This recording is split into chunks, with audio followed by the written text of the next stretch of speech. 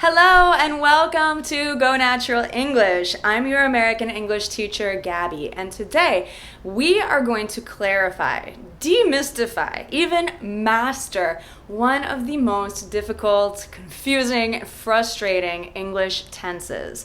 That is the second conditional grammar tense in English. For many of you, you might feel like avoiding this tense because it can be quite confusing.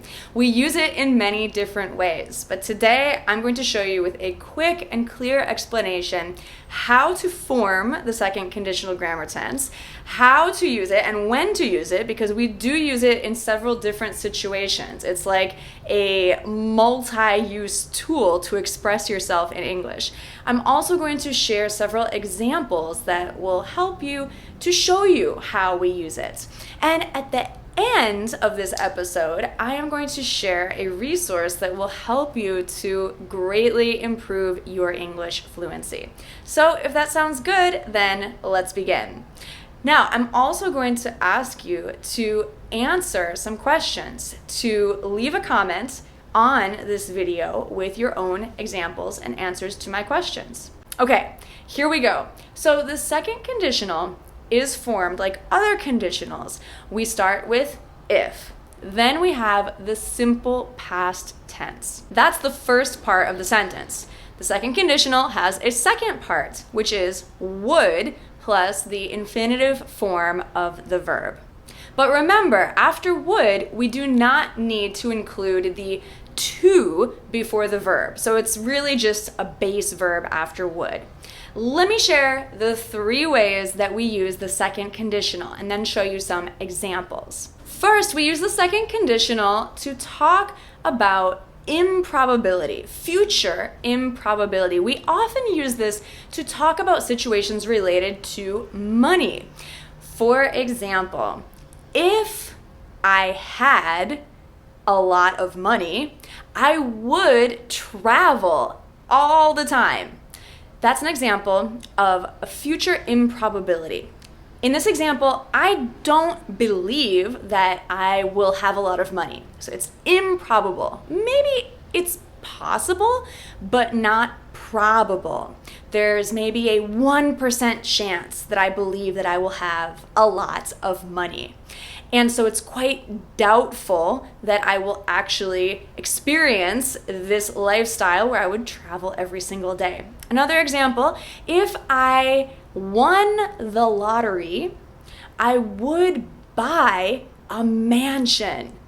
Again, this is an example of an improbable future where I don't really believe that I'm going to win the lottery, but it's not completely impossible. I mean, it would be nice, right?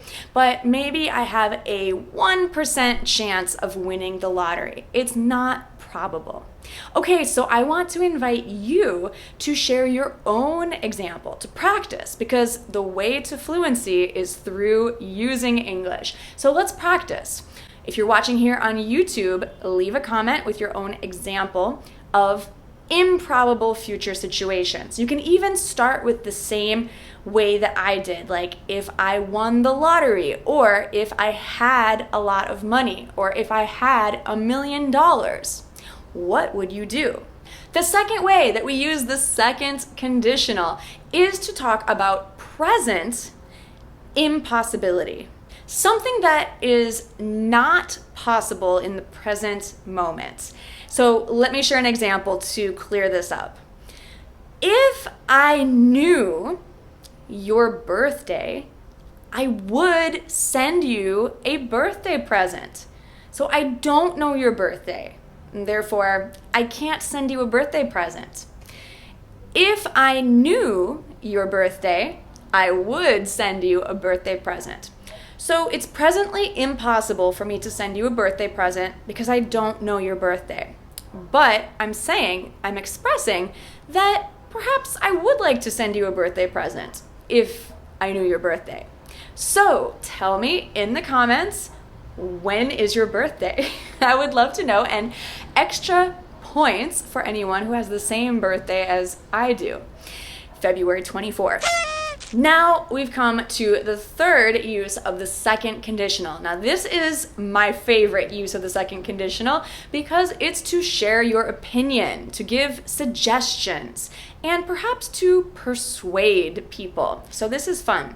We use it often by starting with, if I were you. I'm sure you've heard this before. If I were you, I would... Let's fill in the blank with an example. If I were you, I would leave a comment sharing your example here on the YouTube video.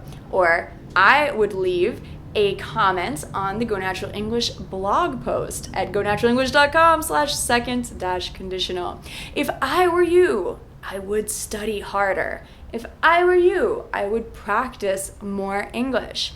If I were you, well, I'll let you fill in the blank. Tell me what you would do if you were me. Now, of course, we can use other kinds of examples to share our opinion. We could say, for example, if I were your age, I would. You might hear older people using this, talking about someone who's younger. So, for example, if I were a teenager, or if I were a college student, I would study computer science. Absolutely, without a doubt. It is true. So these are 3 ways that you can use the second conditional. Again, to express an improbable future, an impossible present, or a suggestion to express your opinion. So I hope that this helped to demystify the second conditional tense and to help you to express yourself more in English. Now, I want to share a free resource with you to help you to improve your English fluency and your confidence faster. You can get a free sample of my popular audio ebook, The English Fluency Formula, by visiting gonaturalenglish.com/free. In the next lesson, we are going to explore the third conditional tense, the final conditional tense in the English language. We have 4 of them. If you didn't catch me explaining the 0 or the first conditional tenses, make sure you check those out. YouTube family, you can click right up there to check out the 0 and the first conditional lessons right now. Next lesson, we're going to dive into the third conditional.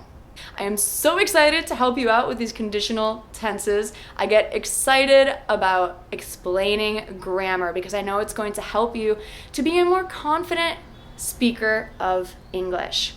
You are doing a great job with your English studies.